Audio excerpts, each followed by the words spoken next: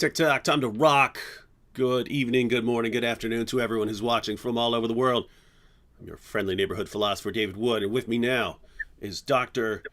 Jonathan McLatchie. How you doing, Jonathan? I'm doing very well. Thanks so much for having me on. How are you doing, David? I'm good.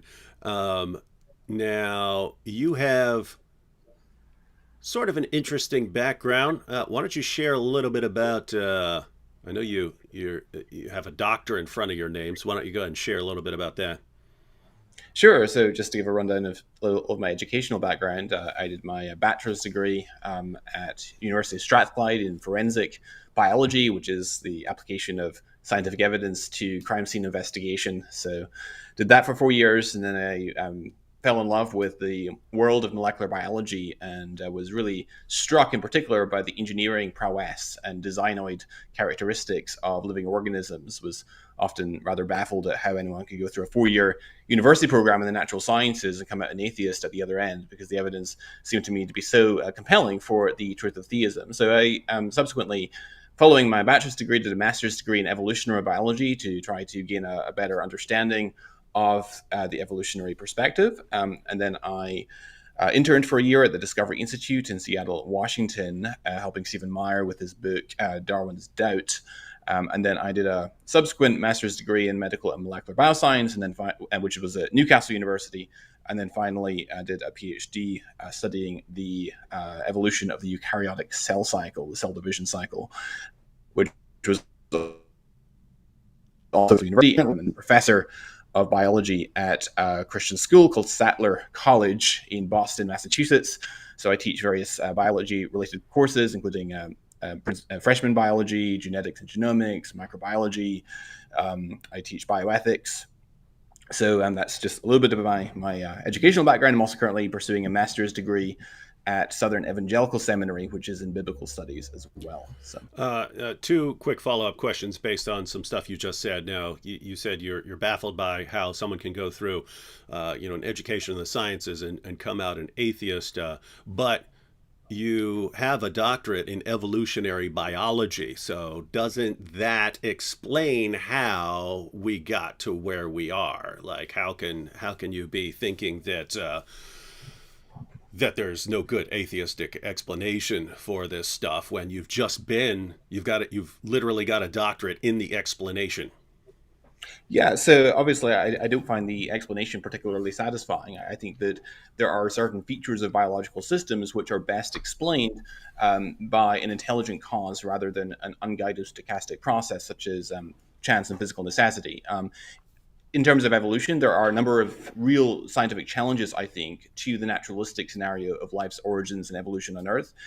So, for example, I think that there's merit to Michael Behe's concept of irreducible complexity, and I think that there are many thousands of such systems in biology. And basically, an irreducibly complex system is where you have a higher level objective that's accomplished by multiple subcomponents or multiple subfunctions that have to work together in concert to achieve that higher level objective. And so any process that's capable of producing that type of system is going to have foresight in order to visualize a complex end goal and bring together everything needed to realize that end goal. So an example of an irreducibly complex system would be the DNA replication machinery, by which the cell will duplicate its DNA to prepare for cell division. And there are a number of components that are necessary for that to work. You've got the DNA polymerase that actually carries out the copying. You have the initiation proteins that open up the DNA double helix or unwind the DNA double helix. You've got the helicase that breaks the hydrogen bonds that link the bases together to allow for copying. You have the single-stranded binding proteins that bind to the single strands of DNA and prevent them from reannealing. The DNA polymerase isn't able to begin copying unless it's first primed, because it needs what's called a 3' hydroxyl group in order to copy. So you have a primase enzyme which synthesizes the short primer and so forth. That's just a very short sketch of some of the components needed. The DNA polymerase also needs to be clamped onto the strand of DNA, and it has a sliding clamp, and the sliding clamp itself has to be loaded on by a clamp loader, and so on. You have topoisomerase enzymes that alleviate the supercoiling that's induced by the torsional stress, and so on. If any of those components and many more were missing, then you wouldn't have DNA replication machinery that worked half as well as it used to, or a quarter as well as it used to, but it would be broken. And this is one of my favorite examples of irreducible complexity, because natural selection presupposes differential survival. You can't have natural selection unless you have differential survival, but differential survival requires that you have self-replicability.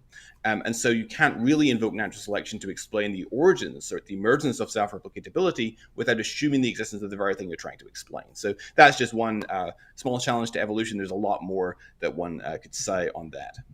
Yeah, I was just on a long car ride with Ridvan, the apostate prophet, and we ended up talking about that a little bit. And I was just pointing out that in order for evolution to even get off the ground, what you need from the beginning, as far as something that is capable of evolving. So right there from the beginning, whatever life forms, it has to be capable, one, of replicating itself. So it's not just some sort of life that forms and then eventually dies and then there's nothing else. It has to be capable of replicating itself. Two, it can't make exact copies of itself, because then you have no variation, and there's nothing for, there's no variation to act on. But three, it has to be very similar to the original in order to preserve any good traits. And so you need something very specific in order to get the entire process off the ground. And I don't know, seems pretty amazing that you get that right from the beginning. I mean, imagine like a factory or something like that, building a factory that replicates factories, and that's like the first factory, and it's capable of replicating other factories or something. Exactly. And for molecular machines, like what I just described, what you require are multiple proteins, many different proteins that have to be very specifically crafted in order to work together to achieve this higher level objective. And so the probabilities of getting even one protein are, in my judgment, astronomically small. But the probabilities just multiply exponentially when we're requiring multiple components to work together in concert to achieve a higher level objective. Even the simplest organisms, like Mycoplasma genitalium, for example, which is a bacterial cell, which is it's an obligate parasite, and it's not free living. It can't live outside of a host, and it's one of the simplest known organisms, and yet it still requires about 300 genes, 300 different proteins. So it's the complexity of even the simplest life is just absolutely mind-boggling and way beyond what can be plausibly accounted for by a stochastic, unguided process that doesn't have a mind involved. And so, in summary, when we observe these sorts of irreducibly complex systems and information-rich systems, information processing and retrieval apparatus that we find inside the cell, these sorts of things are phenomena which are habitually associated in every realm of experience with conscious deliberation or intelligent agency. And so it's not particularly surprising, on the hypothesis that a mind was involved, that you'd find information-rich systems such that we find in biology. But it is wildly surprising on the falsity of that hypothesis. And so it tends to, in fact, strongly confirm the design hypothesis over the non-design hypothesis, which in turn lends credence to a theistic worldview. And when normal people who don't have a science background hear protein, they're only thinking in terms of nutrition, right? Like, I need to get a certain amount of protein. There's a certain amount of protein in this food. If I'm working out, I need to get my protein. When you talk about proteins in living organisms, these are basically things that are the structures in living things that are doing all the work in terms of how would you describe it in terms of these parts? They're like little machines performing little functions, right? Right. So enzymes are comprised of subunits called amino acids, and basically the sequential arrangement of those amino acids will determine how a protein will collapse into a three-dimensional structure, and that three-dimensional structure will determine how the protein behaves within the cell, whether it might contribute to some biochemical pathway, or it might contribute to some larger molecular machine. So that is a function of proteins in biology. And when you talked about how improbable it is to get a protein, so amino acids arranged in a sequence, they have to be in a certain sequence in order for this to collapse into something that actually performs the relevant function. It was in Signature in the Cell. Dr. Myers described the probability of getting these proteins, and I forget what it's called, but there's you can actually calculate the maximum possible number of of particle interactions since the beginning of the universe. By you take the entire number of seconds from the beginning of the universe and you multiply that by the fastest possible interactions between particles. So you set the speed of light as an upper limit. So assume that every particle is interacting at the speed of light. And then you multiply that times the number of particles in the universe, and it's around 10 to the 80th power. And you get this number, and there you have the entire possible maximum number of particle interactions since the beginning of the universe. And when you get that number, and then you say, okay, here's the probability of getting a relevant medium length protein chain. And given the time available in the universe, you're not even close to getting one medium length protein. So the idea that you're getting the hundreds you would need for the most basic known life, all in the same place to where they can come together and form the cell, seems astronomically improbable. I'm bringing this up because human beings seem pretty good with simple probabilities, right? Like if I flip a coin, 1 and 2, we get 1 and 2. If it's rolling, some dice, we get the idea of the probability of rolling dice. Once you start getting into like your probability of winning the lottery, it's like, let's say 1 in 17 million or something like that. There we're not very good at it, and that's why people keep playing. But then when you're talking about like 1 in 10 to the 10 to the this, it's just our minds aren't very good at processing these kinds of probabilities. And so we think, but there's a long time in the universe, and there's a lot of space in the universe, there's a lot of stars, and therefore it could happen. When actually, mathematically, you can calculate the probabilities, even given gigantic space and tons of particles and so on, and you're still not even close to getting what you need. Absolutely, you're completely correct. This is what Dembski calls the universal probability bound, right? The available probabilistic resources at one's disposal. And because when you're calculating the improbability of an event, that must always be relative to the probabilistic resources at one's disposal. So, for example, an analogy I sometimes give is imagine an ATM machine. We've all used ATM machines, and let's say that you've stolen someone's bank card, but you don't know the PIN number, and you put the bank card into the ATM machine. Well, there's 10 digits on the 10-digit PIN pad, right? There's 0 to 9, and there's a 4-digit PIN number that you have to guess, and so that's equivalent to 10,000. There's 10,000 possible ways you could dial in a 4-digit number to a 10-digit PIN pad. That's 10 to the 4th power. Now, most banks will lock you out of your account after 3 failed attempts at guessing the right PIN number. And so if you only have 3 attempts, that corresponds to the probabilistic resources at one's disposal. It's overwhelmingly more likely that you're going to fail to randomly guess the correct PIN number if you're just punching in random numbers. And so that's essentially analogous to what we're dealing with when it comes to the origins of life and the evolution of life on our planet, is that universal probability bound gets swamped very, very quickly.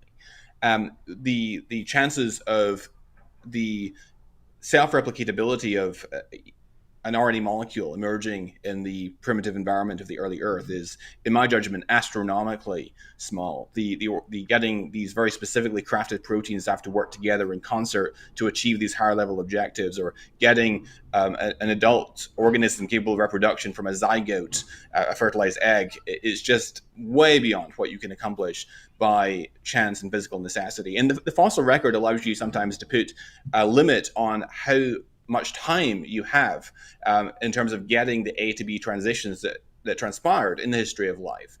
So, for example, the human-chimp divergence is thought to have taken place by most evolutionary biologists about 6 million years ago. There was a paper published in 2008 in the Journal of Genetics by Rick Dewart and Dina Schmidt from Cornell University, where they basically sought to calculate, using a population genetics model, what's the waiting time that you would require to get 2-step non-adaptive mutations to in a transcription factor binding site. How long would that take, given what we know about the population size, the effective population size of hominids, which until very recently was in the 10,000 to 20,000 individuals per generation range, what we know about the generation turnover times and the average mutation rates. And they give an estimate of 216 million years for that 2-step codependent mutation.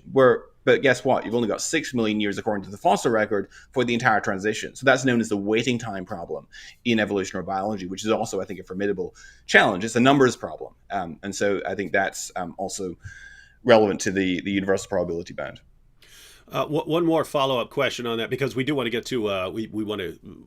We said we're going to talk about the resurrection, but given your background there, I just wanted to touch on a couple of other issues. But you've also interacted with Muslims in your discussions, and so given your background in biology, how are you not a Muslim given the amazing scientific insights that you find in the teachings of Muhammad and in the Quran? Yeah, and unfortunately, my own reading of the Quran reveals the Quran to be rather a scientific train wreck rather than a scientific miracle. Wait. It's a scientific what? It's a scientific train wreck. Train wreck. Okay, go ahead. Just want to make sure I heard that right. Not a scientific miracle. I've actually debated Nadir Ahmed, our old friend Nadir Ahmed, on this very topic, which is fun to watch. But yeah, I just don't find what the Quran says about modern science to be at all plausible. Stars are apparently missiles that Allah hurls at demons to strain their ears in the direction of the heavenly councils and so on. I mean, just up and down the line, the Quran just gets it wrong about science, as well as many other things, such as the historical anachronisms that we find in the Quran and the errors that the Quran makes in relation to Jesus and his crucifixion and so forth. So, I mean, the Quran is just a disaster zone as far as the evidence goes. But haven't scientists discovered that semen is formed between the backbone and ribs? No. No? I'm afraid, it's just one of the Quran's many blunders. Yeah, it actually hasn't been pointed out enough. But when the Quran talks about the mingled fluids and so on, and then you go to the Hadith to figure out what this is talking about, that this is giving like the two semens theory that was common in the ancient world and would have been popular during the time of Muhammad and so on. And so it's just there's still awesome stuff to point out there. Right. Muhammad also seems to have been influenced by Galen, especially his stuff on embryology, which is also a mess, I think. But it was standard for the time period in which he was writing.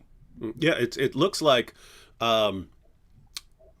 If you take some of the teachings of Galen and still of Aristotle and Hippocrates that were circulating during the time, and you combine that with some of the common Jewish theories there that were eventually recorded in like the Talmud, and you sort of put that all together, that's the science that you get from the Muslim sources, which now you have this double problem in the sense that one, the Quran and Muhammad are getting things massively wrong, but two, they're also being plagiarized, and so it's a double error. So interesting stuff. All right, so that's a little bit on science. Now, I asked you what you'd like to talk about, and you mentioned the maximal data approach to the resurrection, which would be in contrast to the minimal facts approach, which is used by Gary Habermas and Mike Licona, to an extent, William Lane Craig. They all will put together sort of a short list of facts, 4 facts or 6 facts, or I think Habermas originally had 10 when he put it out, and then he added 2 more, and it was 12. And the general idea is here are facts that we have good evidence for, and that the overwhelming majority of scholars in these fields, New Testament studies or historical Jesus studies, these facts are granted by people from very diverse scholarly backgrounds, and they all grant these facts, and therefore whatever theory you're putting forward to explain what happened with Jesus that got Christianity off the ground, it at least needs to fit these facts. And if you don't fit these facts, then you've got a problem right from the beginning. So there are variations, but that's the general idea behind some of these minimal facts approaches. But you have a different approach. So anything you'd like to say about the minimal facts approach? Feel free to criticize it, and then talk about the approach you're using. Sure. So I've long been rather critical of the minimal facts approach, and there's a number of reasons for that. One of them is, so as you rightly said, the criteria that Gary Habermas uses to adduce his minimal facts would be, number one, it has to, in Habermas's judgment, be well supported evidentially, and number two, it has to enjoy uh, scholarly support from more than 90% of scholars across the spectrum. Now, when the first problem, that, as I see it, is when Habermas is one of Habermas's criteria is the appearances, right? The appearances is widely accepted by more than 90% of contemporary scholars, which is to say, not necessarily that Jesus, in fact, appeared to his disciples. Rather, the apostles had experiences which they interpreted as manifestations of the risen Christ. And that is true. That is a minimal fact by Habermas's criteria. But when Habermas is pushed on alternative hypotheses, such as the hypothesis of mass hallucination, or some sort of some sort of objective vision, then Habermas's response, rejoinder to that particular concern, is to point out the implausibility of shared hallucinatory experiences. However, that takes him outside of his minimal fact criteria because that's no longer a minimal fact. The group experiences is not accepted by more than 90% of critical scholars, and nor, for that matter, is the multisensory nature of the resurrection encounters. And so Habermas has to switch his criteria midway through the argument. And so it feels to me a little bit like a bait and switch. Another problem is that Habermas likes to utilize 1 Corinthians 15, 3 through 7, which I think does have evidential value, but I would be very hesitant to repose too much confidence on that oral creedal tradition alone. I think that the consensus of scholarship is probably correct, that 1 Corinthians 15, 3 through 7 is an oral creedal tradition that predates Paul's own writing of 1 Corinthians in 53 AD or thereabouts. But I think that it's no more than intelligent conjecture as to when and where Paul received that creed. So Habermas will say that that Paul received that creed perhaps in Jerusalem 3 years following his conversion, when he meets with Cephas and James, according to Galatians, the very people mentioned in that creed. But I mean that's plausible, but I don't think that it's as securely established as Habermas would like. It's also very difficult to adjudicate the rationality of the apostles' beliefs unless we can say something about what the experiences were like. So 1 Corinthians 15, 3 through 7 is consistent with alternative scenarios, such as a non-speaking Jesus, or a Jesus who appears only briefly and speaks only a few words and then disappears, or just very brief sightings at a distance, or something like that, which don't necessarily bode well for the rationality of the apostles' beliefs that it was really, in fact, Jesus risen from the dead. So the alternative approach that I prefer is, as you said, the maximal data approach. And this term was coined by my colleague and friend, Dr. Lydia McGrew.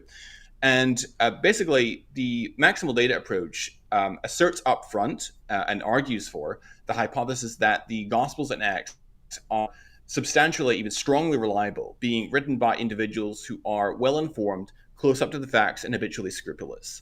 And that being the case, then one can reason that the claims in the Gospels and Acts concerning the nature and variety of the resurrection encounters with the risen Jesus actually are reflective of what was being claimed and asserted by those who are purportedly eyewitnesses of Jesus' resurrection, including its multisensory nature involving multiple sensory modes, not just individual sightings, but group sightings, group conversations with Jesus, long discourses with Jesus, physical contact with Jesus, observing Jesus eating broiled fish in Luke 24, having breakfast with Jesus on the shore of the Sea of Galilee in John 21. According to Acts 1, it was extended across a 40-day time period, so it's not just a brief and confusing episode, and so forth. And that's the sort of set of testimonial claims about which it's very difficult to be honestly mistaken about. So when anyone makes any sort of claim, whether that be a sexual assault allegation or witness to a miracle, whatever it happens to be, there are three and only three broad categories of explanation that could explain why they made the claim. One is that they lied, one is that they're honestly mistaken, and one is that they're actually correct in their claim. And when we look at the nature and variety of the resurrection encounters in the Gospels, we find that it's very difficult to conceive of them being honestly mistaken. Another line of evidence, by the way, against them being honestly mistaken is in 1 Corinthians 15. Paul mentions that Christ is the first fruits from among the dead. And what he means by that is that Christ is the fulfillment of the first fruits feast, just as the first fruits in Leviticus 23 was the guarantor of the remainder of the harvest being delivered.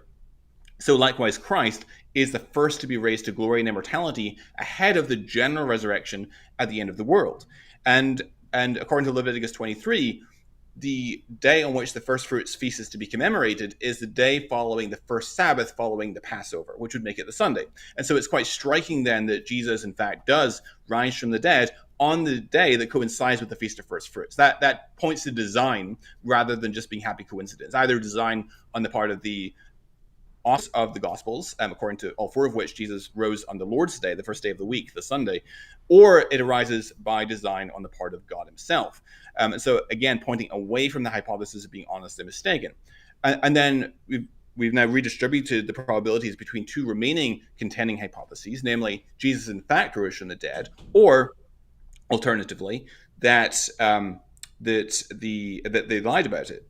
And when one studies the context of the apostolic claim, we find that the apostles were voluntarily willing to undergo and endure sufferings and labors and dangers and hardships and persecutions and toils, and in some cases martyrdom, on account of their testimony of Christ risen from the dead. And so that goes a long way towards establishing their sincerity in making the claim that Jesus had risen from the dead. And then you've also got other evidence as well that also corroborate that, such as the utilization across all four Gospels of women witnesses as the chief discoverers of the empty tomb and so forth, recognizing if they are making stuff up deliberately, by virtue of the fact that in first century Israel, which was a patriarchal society, the testimony of a woman was worth a fraction of that of a male witness and so forth. And so by reducing very, very dramatically the plausibility of those two contending alternative hypotheses or categories of explanation for the resurrection claim, namely that they were honestly mistaken or that they lied, you in turn redistribute the probabilities to render the hypothesis that God in fact raised Jesus from the dead as the most probable explanation of the pertinent evidence. Does that make sense? Let me give an actual example. So first, you're pointing out that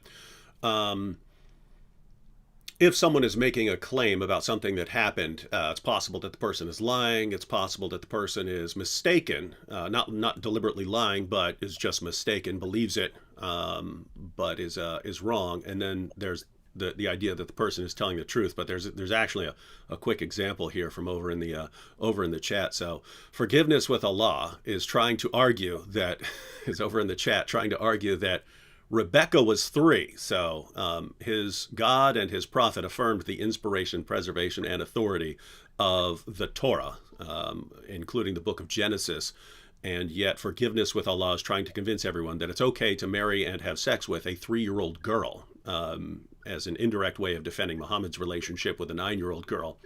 And he wants everyone to believe in his religion so that we can all, I guess, marry 3-year-old girls or something like that. But he lays out his points here. He lays out his points defending it, expecting no one to actually look up any of these points. But I've seen these a million times before, and I've made videos on these. But look at what he says here. Because here's the thing, ladies and gentlemen. The Bible never mentions the age of Rebecca. It only mentions, it only says that she's a young woman. It repeatedly calls her a young woman. And so you need to basically tie together different dates in the Bible to try and get something, to try and get an age for him. And when you look at the Muslim attempts to do this, they always include a lie. Always. There's always some bridge, and they hope no one will look at it. So look at what we have here. Point 3. This is what supposedly ties everything together. The incident on Mount Moriah, Genesis 22, and the birth of Rebekah happened at the same time. Really? Really? When Isaac was 36 or 37 years old, same time when Sarah died, and he gives Genesis 23, 1 through 3.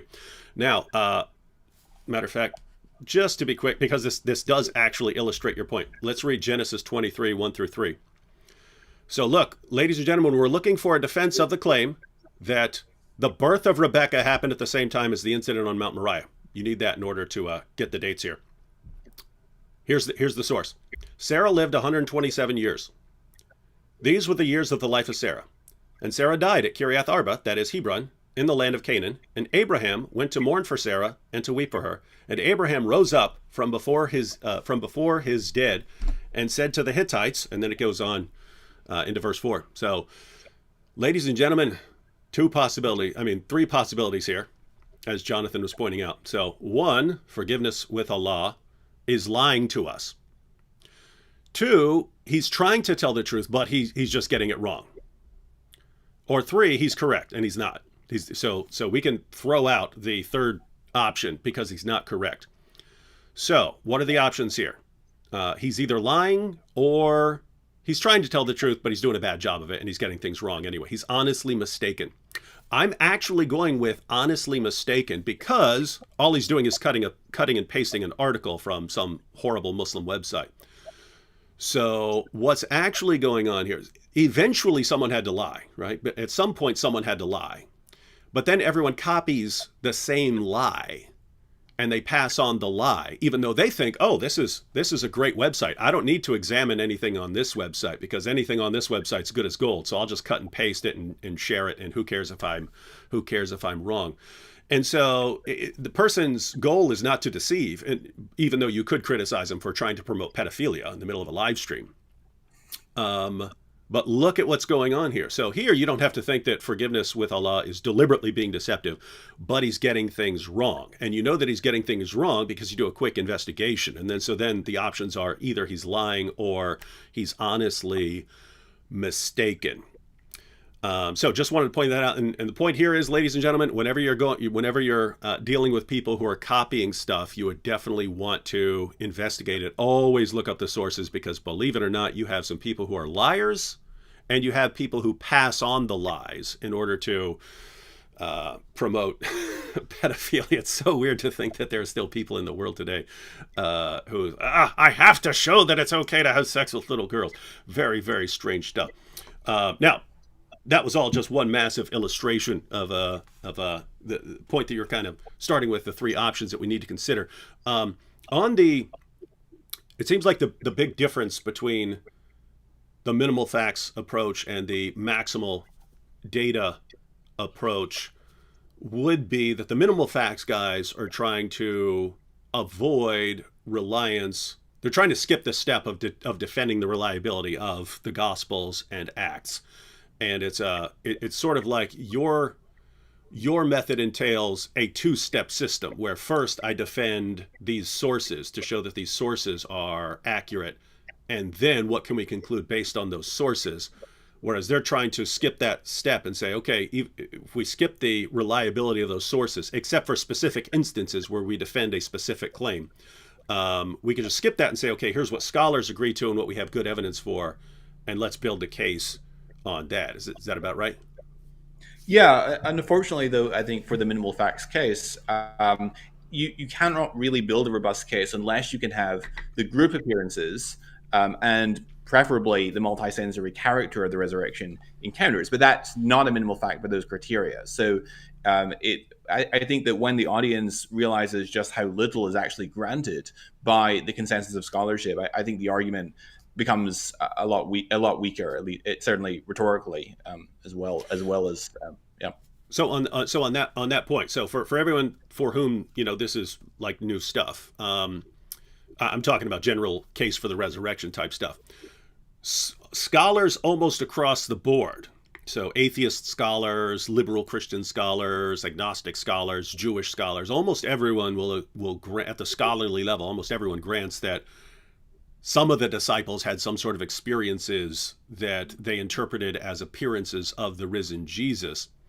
But I had a live stream with Bart Ehrman. I was asking him about that, and it seems like I could be getting this wrong, but it seems like he's granting an appearance to Peter, an appearance to Mary Magdalene, and one to Paul, and then maybe James. He's sort of, who knows, but then. Yeah, once you get to were there group hallucinations, things are a bit more shaky there. Whereas the group appearances are pretty significant in terms of ruling out hallucinations, because it's one thing for Peter to see some sort of hallucination, a grief hallucination or something like that. it's something you're in a completely different world as far as a group of people all seeing a hallucination, because then now you're kind of ruling out hallucinations by the very idea. So what you're it sounded like what you were saying is the minimal facts guys, they're treating the appearances as a fact and saying, but scholars, across the board grant appearances, but if you look at the specifics of what the scholars grant, they're not actually granting the group appearances, which you kind of need to rule out the hallucinations. Exactly. And also another feature of Habermas's work, which I have problems with, is that he doesn't carefully distinguish between a scholar that might give a wholehearted endorsement of a particular fact versus one that says, yeah, it's slightly more likely than not, or somewhat plausible. And without making those distinctions, I think that that also has the potential, unfortunately, to mislead. So that's also a vulnerability, I think, of Habermas's work. Now, what would you think? And we can obviously go into more detail about your approach here in a second. But what would you think about like a sort of combination approach? Like, say, if we just go with some of the historical facts that are granted across the board, even if we narrow them down to things that we can actually that everyone actually agrees on, and then saying, here's the case that you could build with that. But here, if you bring in more data by defending these sources, then you have these additional facts that go on, and here's what you could conclude. What would you think about that? Because Yeah, so don't get me wrong. I'm not saying that Habermas's approach is of no evidential value. I think that you can adduce some evidence from 1 Corinthians 15, 3 through 7. I think that the individual encounters, the individual experiences do contribute evidential value. I just am not convinced that it would be sufficient to convince me of the resurrection if I was limiting the scope of my analysis to the minimal facts case. And so that's why I appeal to a broader data set. And I think that as Christians, we should consider it a privilege, not a burden, to defend the reliability of the Gospels and Acts, because the evidence for the robust reliability of the Gospels and Acts and the grounding in credible eyewitness testimony is absolutely spectacular. And so it's a privilege, not a burden, to defend that. what would you what dates would you give for the Gospels and Acts? Because it's pretty common to see.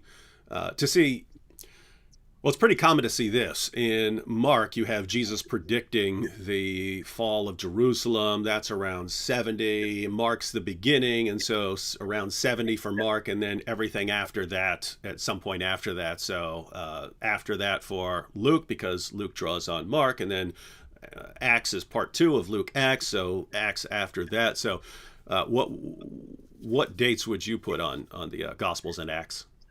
Good question. So I'm non-committal on dates. I think that there's a lot of conjecture that goes into assigning dates to the Gospels. I'm not a fan of that argument that you just elaborated, because of course, I believe in the potential of Jesus to make supernatural predictions about the fall of Jerusalem and the destruction of the temple. So that doesn't necessarily commit me to saying that Mark has to be written 70 or just slightly post 70 or what have you. And there's some internal evidences in the Gospels that might suggest that they're quite a bit earlier than that. So, for instance, an argument that's not conclusive on its own, but it does have some evidential value, is the fact that, as has often been pointed out, that Acts ends on kind of a cliffhanger with Paul being placed under house arrest, and it doesn't give you an account of Paul's death. It doesn't mention the destruction of the temple in Jerusalem, doesn't mention the great fire that broke out in Rome in AD 64 and the ensuing persecution of the Christians and so forth. And particularly, it doesn't mention Paul's demise. Paul seems to have had another Roman imprisonment. If you read the pastoral letters, it doesn't mention that. So that suggests, I don't think it's completely conclusive, but it suggests that Acts was written prior to those events, perhaps in the early 60s AD. I say it's not conclusive because it's an argument from silence, though perhaps a better argument from silence than many other arguments from silence, but nonetheless an argument from silence. So I don't think it's completely conclusive. But if Acts is dated around then Luke has to be earlier still. And Mark and Matthew are usually thought to be earlier than Luke, and so that would push them even further back. There is also a quotation of Luke's gospel in 1 Timothy 5:18, where it says, "For the scripture says, do not muzzle the ox while it's treading out the grain, and the worker deserves his wages." And it's quoting from, I think it's Luke 10.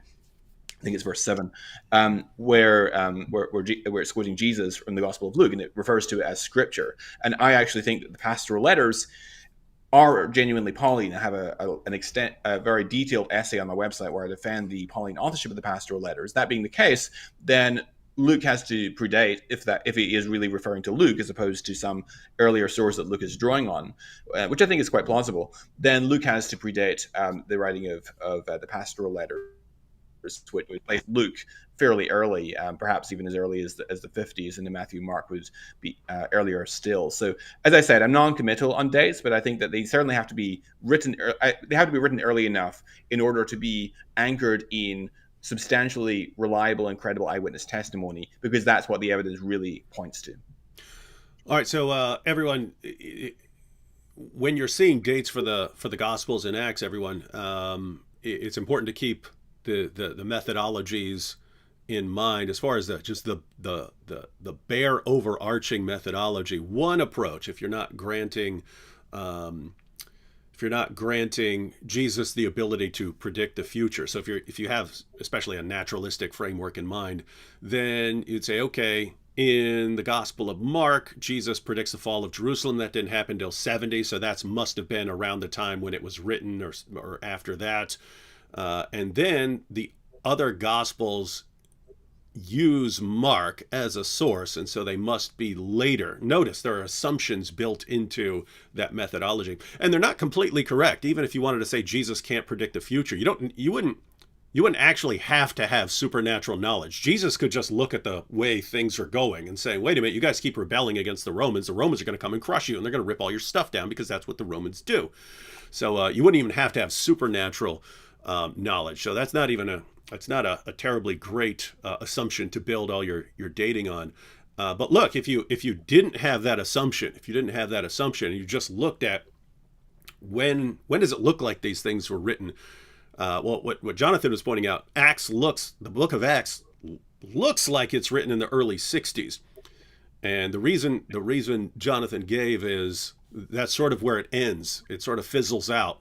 And then, but all this stuff happened right after that. It's like, why is not that stuff put in there? Like, you've got the martyrdom of Paul. You'd have the martyrdom of Peter. You've got all this stuff the fall of Jerusalem. You got all this stuff that happens right after Acts ends, and it's not in there. And so this would be like me writing, let's say I wrote a book, I write a biography of Michael Jackson, and I end it when he comes out with Thriller. I mean, it would seem odd to end there, unless you're just trying to get to where he releases Thriller, something like that. But the question is, why don't you've got all this stuff that happens after that, and then ultimately his death and so on? Why aren't you including that?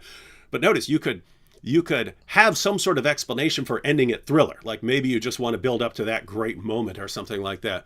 But imagine it just ends on some completely, relatively insignificant point in Michael Jackson's life, and that's where your book ends. It's like, why did you end there? Especially if there's all this awesome stuff that happened later. And so applying that methodology, you got Luke, looks like Acts is written in the early 60s. And then so you sort of reverse the process. You say, okay, so Acts came after Luke. So Luke is before that, and Luke incorporated Mark as a source. And now you're dealing with Mark like in the 50s or something like that. And so anyway, the point there is a lot of assumptions going into this. Jonathan has pointed that his methodology doesn't rely on specific dates. They just need to be early enough to where they're giving accurate information. So where would you like to? We got about 15 minutes left. Where would you like to go in terms of you could give more because you seem to have a two-step process: defend the sources, then what you can draw and gather from those sources and build your case there. Do you want to talk more about details that you can know given the reliability of the sources, or more on the reliability of the sources? Let's give a few examples of evidences that we can adduce to corroborate the grounding of the Gospels and Acts in reliable eyewitness testimony. So let me give you just a couple of examples from the Gospels and a couple from Acts. So to take a couple of Gospel examples, only resurrection of Jesus that's found in all four Gospels is the feeding of the 5,000 miracle. And if we go over to John chapter 6, we have John's account of the feeding of the 5,000 miracle. And in verse 5, it says, lifting up his eyes then and seeing that a large crowd was coming toward him, Jesus said to Philip, where are we to baptize so these people may eat? And that raises a question immediately in the mind of the attentive reader. why does Jesus turn to Philip here in particular? Why not say Judas Iscariot, who's in charge of the money bag, or something like that? Well, if we go over to chapter 12 of John's account, this is in an unrelated section of John's Gospel, 6 chapters later, a different Passover feast. And it mentions in verse 20 that there were some Greeks at the feast of Passover who wanted to talk to Jesus. So they came to Philip, who was from Bethsaida in Galilee, and asked him, "Sir, we wish to see Jesus." And so adds in parenthesis here that Philip was from the town of Bethsaida, very casually brought in to the account. Now, if we go over to Luke's account, which is the parallel of the feeding of the 5,000 miracle, in Luke chapter 9, we learn that the event of the feeding of the 5,000 actually takes place in Bethsaida. That's in verse 10. On the return, the apostles told him all they had done and taught, all they had done, and he took them on the drew apart to a town called Bethsaida, and that's where the feeding of the 5,000 takes place. And so by extracting information from John's account in John 6, from John 12, and from Luke 9, we can build a complete explanation for why Jesus might speak to Philip in John 6:5, because he's a local guy. He knows where the shops are to buy bread. But that's not something that's spelled out explicitly for the reader. One has to do the detective work of putting those puzzle pieces together, and that sort of casual interlocking, or this artless dovetailing, this undesigned coincidence, is rather surprising on the work of historical fiction, but is not hugely surprising if this is genuine historical reportage. Now, there's also an account of this miracle in Mark chapter 6. So Mark tells us in Mark chapter 6 and verse 31, he said to them, "Come away by ourselves to a desolate place and rest a while, for many were coming and going, and they had no leisure even to eat." And so it gives you a picture of the hustle and bustle of the place. It's very busy. They can't find leisure to eat their lunch. And so Jesus has them come away to a deserted area to eat. But unfortunately for them, the crowds follow. And it says in verse 39 that Jesus commanded them all to sit down in groups on the green grass. Now, in Israel, the grass is actually not green, but it's brown throughout the majority of the year, except at a relatively narrow window of time during the spring because of the higher levels of rainfall that coincides with the Feast of Passover. Now, when we go over to John's account, John does not mention the people coming and going, indicating how busy it is. He also doesn't mention the green grass, but he does mention in verse 4 a detail that's not found in Mark, namely that the Passover, the feast of the Jews, was at hand, which then illuminates and corroborates Mark's gospel. So that's that's two examples of one species of evidence that corroborates the grounding of the Gospels in testimony of individuals who are close up to the facts and well informed. An example from the Book of Acts. The Book of Acts. One second. So okay. This is going to be a different example, right? Yeah. Mm-hmm. Okay. Yeah. I just wanted to make sure everyone's sort of understanding it here and make sure I understand it. So the idea behind the undesigned coincidences would be, so you have some detail described in, let's say, the Book of John, and there's some detail there, and it seems like an insignificant detail. It's like, okay, I have no idea why that little detail is there. It doesn't add a lot to the story. And then you'll have like a different gospel, and you'll have a different detail added that seems like, not a lot of weight placed on that little detail. But you start combining these, and they start explaining each other. And so you have things like that, but then if you have a bunch of them, it's sort of like they're forming a kind of like interconnected web of confirmation where there's all these little spots where they're confirming and explaining each other. And you were talking about this in terms of confirming that this goes back to people who knew what they were talking about. Their stories are actually, they have all of this internal confirmation where they're confirming each other. But I'm assuming there would be the added argument that this is God piecing this thing together. Is that part of the like case for divine inspiration, like that's so interconnected in there, or is this just in terms of like historical reliability? No, this is just in terms of historical reliability. I do believe that God dictates scripture, right? I'm not a dictation theorist when it comes to inspiration. I do think most informed Christians would be dictation theorists, but this certainly points to the historical trustworthiness of these sources. And I emphasize that it is a cumulative case. So I'm not resting the argument on two examples. I'm just giving you two examples to whet your appetite and give you a flavor of this species of evidence. And there's dozens upon dozens of these that crisscross the documents, and that's just one species of evidence. There's also other types of evidence, such as extra-biblical corroborations of incidental details in the Gospels. You've got what I call the similarities between the Gospels, which are the unity of people's characters. There's various other lines of evidence that one could adduce. Unexplained allusions would be another. Now, let me go over to the book of Acts to give a couple of examples of undesigned coincidences there, which indicates, I think, that the author of Acts was indeed someone who was well acquainted with Paul's travels. And I would argue is this evidence is best explained by Luke actually being someone, he was a traveling companion of the Apostle Paul. So if we go over to 1 Corinthians 4, and Paul wrote 1 Corinthians from Ephesus. We know that because he sends greetings from Aquila and Priscilla at the end of the letter, and we know from Acts they traveled with him. He met them in Corinth, and they traveled with him as far as Ephesus. And he also makes an allusion to remaining in Ephesus in 1 Corinthians. So he's writing from Ephesus in Asia Minor, and he's writing to the Corinthian church, which is across the Aegean Sea from Corinth and from Ephesus, and Corinth is the capital of Achaia, what we now know as Greece. And he says in 1 Corinthians 4, verse 17, "That's why I sent you Timothy, my beloved and faithful child in the Lord, to remind you of my ways in Christ." And so at the time of his writing to the Corinthian Christians from Ephesus, he's already dispatched Timothy. He's sent Timothy on his way from Ephesus to Corinth. And then when you get to chapter 16 of 1 Corinthians, we learn in verse 10, it says, "When Timothy comes, see that you put him at ease among you, for he is doing the work of the Lord as I am." And so even though he's already sent Timothy, we now understand that he nonetheless expects his letter to arrive in Corinth before Timothy arrives. How does that work? Well, we'd infer that Timothy must have taken an indirect route to Corinth, and the letter presumably went a more direct route. Now, the most direct way to send a letter from Ephesus to Corinth would be over the Aegean Sea from Ephesus to Corinth and by boat. We'd infer then that Timothy must have taken the indirect overland route going up through Troas and Macedonia on his way around from Ephesus to Corinth. Now, when you turn over to the book of Acts, in Acts chapter 19, which concerns when Paul is in Ephesus, we read in Acts chapter 19, verse 21 to 22, it says, "Now after these events, Paul resolved in the Spirit to pass through Macedonia and Achaia," that's where Corinth is, by the way, "and go to Jerusalem, saying, after I have been there, I must also see Rome.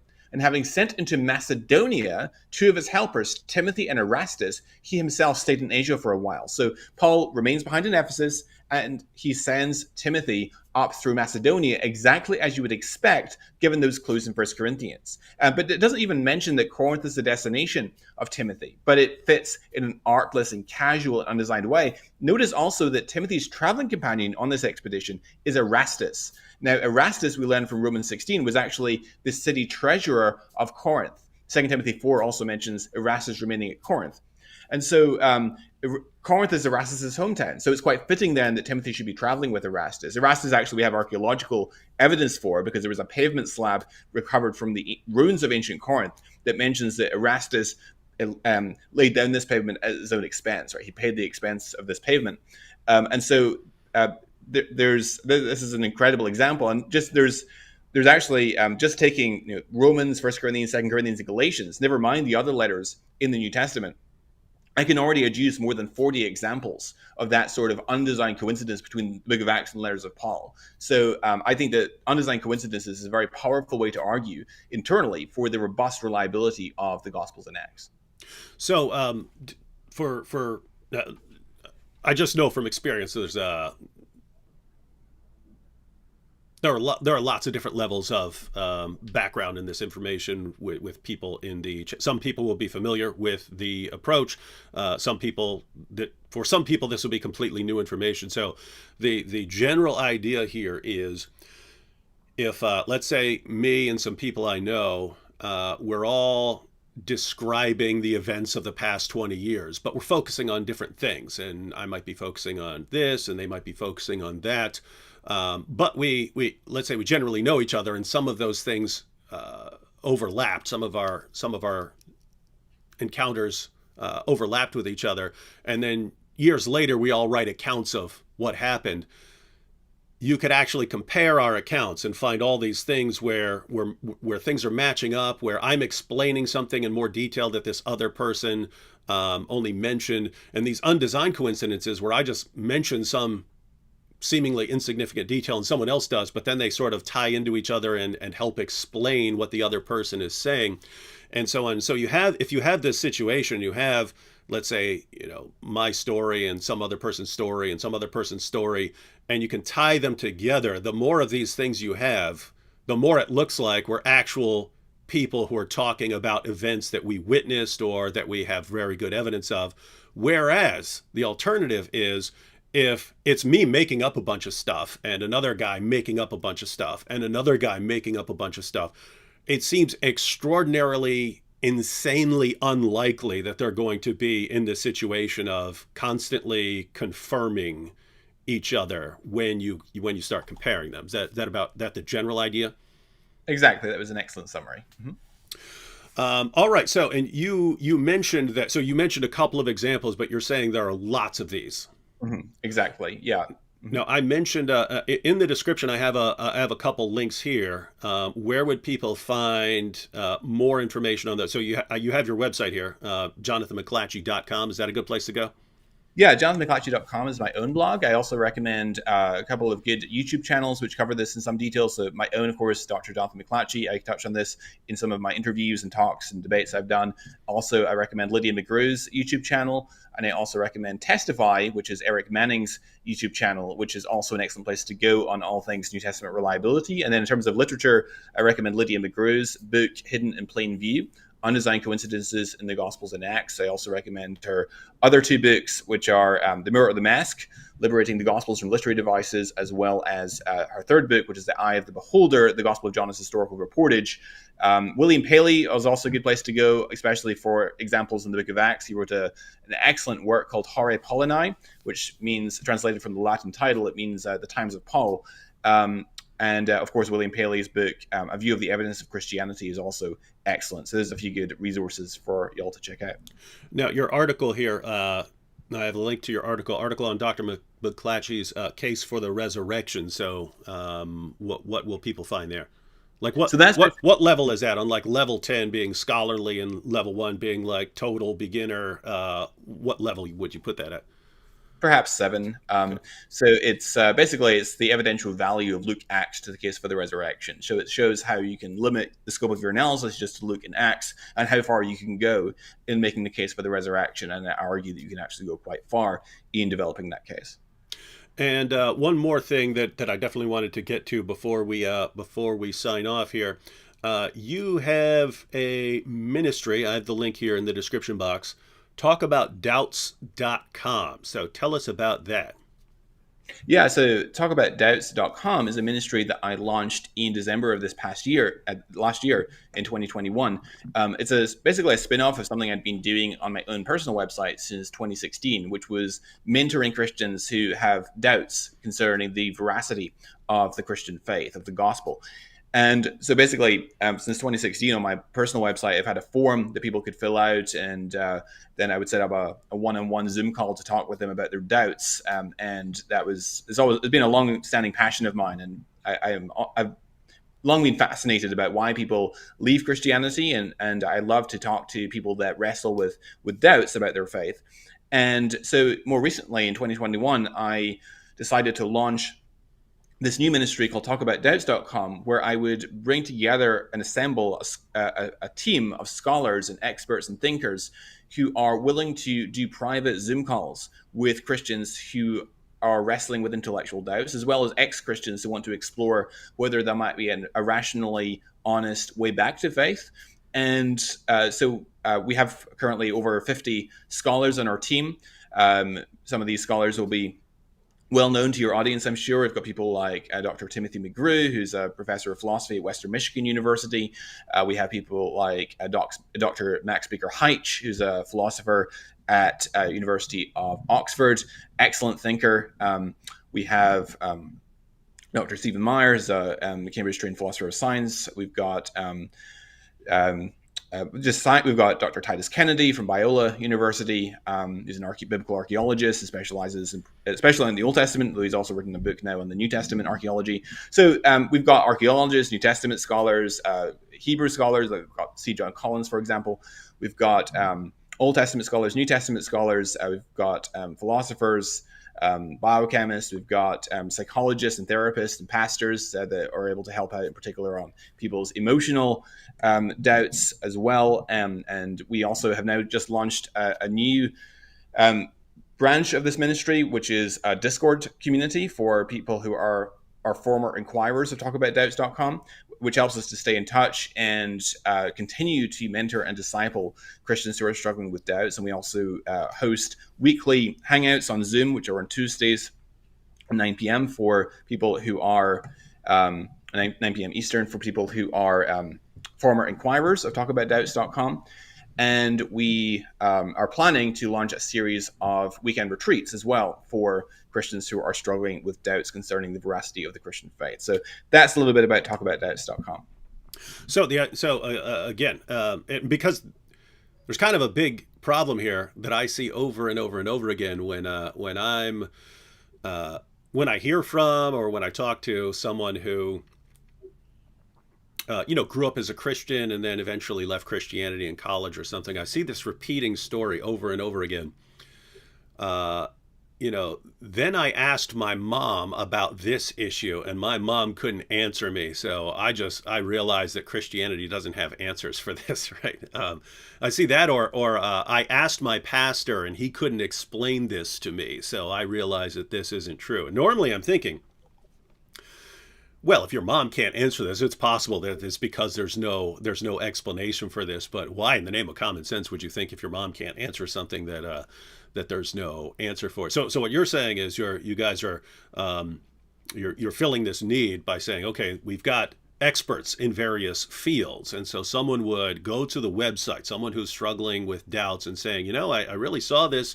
I was watching this Richard Dawkins video, and he said this, and it really makes sense, and so I'm doubting my Christianity. You're saying they would go to your website, they would fill out something that basically explains what their doubts are, and that you would match up with a person who would be well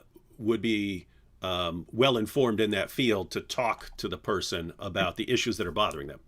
Exactly. So basically the way it works is that someone goes to the website, talkaboutdoubts.com, and submits a form which we distribute to the scholar that would be most appropriate to addressing that question. And different scholars on our team have different frequencies with which they're willing to take questions. So some people take questions once a week, other people once a month or once every 6 weeks or what have you. And so we distribute that to one of our scholars, and then that scholar will get in contact with that individual directly and schedule a Zoom call. And that could be a one-on-one call or sometimes a two-on-one call. And then we often do follow-up. It's not uncommon for us to do multiple calls with people and to continue the relationship and to help them to work to not only address their doubts, but also to develop protocols for working through doubts in an intellectually responsible and honest way. So we help people, for instance, to distinguish between a question versus an objection. Not all questions are objections, but a question can be made an objection by adding additional premise, either that we do know the answer and it entails some sort of internal inconsistency or is at odds with empirical evidence, or we don't know the answer and that entails that. And if Christianity were true, we should expect to know the answer. Short of that additional premise, the question is only a question. We also help people to distinguish between low stake versus high stake objections. An objection to, for instance, a lot of people who are deconverts grew up in a very hyper conservative, rigid, fundamentalist background, and basically equated Christianity with adherence to the idea that the earth is 6,000 years old. And I would consider that more of a low stakes objection because there are alternative hermeneutical frameworks for understanding the early chapters of Genesis, which are quite consistent with an old earth paradigm or perspective. So one could very well, I would argue, it's more rational to revise one's theology in cases like that rather than ditch Christianity in toto. We try to help people to think through these sorts of issues. How do we think about evidence? How do we make sense of the fact that Christianity, like most complex topics, it has evidence both for and against. The evidence can sometimes be messy, and to encourage people to be content with less than absolute certainty, but having enough evidence to be tremendously confident in the truth of the gospel and to be able to be comfortable with there being facts and evidence on both sides of the question. But the trends of evidence tend to, in my judgment at least, confirm the veracity of Christianity over and above the falsehood thereof.